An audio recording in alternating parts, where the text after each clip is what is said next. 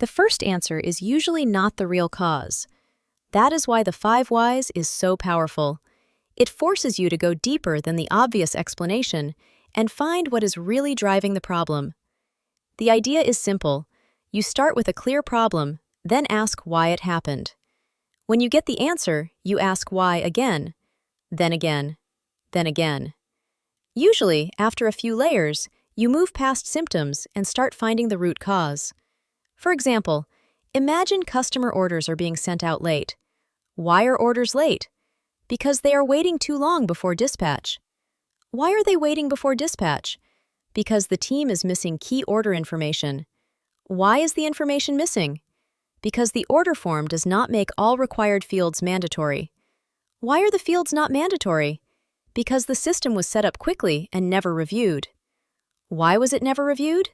Because there is no owner for maintaining the order process. Now the problem looks very different. At first, it looked like a dispatch issue, but the real cause could be poor process ownership and a weak order form. That is the power of the 5 whys. It helps teams stop blaming people and start improving systems. But there is one important rule. Do not guess your way through it. Use evidence, speak to the people who do the work, and check the process. The 5 whys works best when it is simple, honest, and based on facts. Because if you fix the symptom, the problem comes back. But if you fix the root cause, the process gets stronger.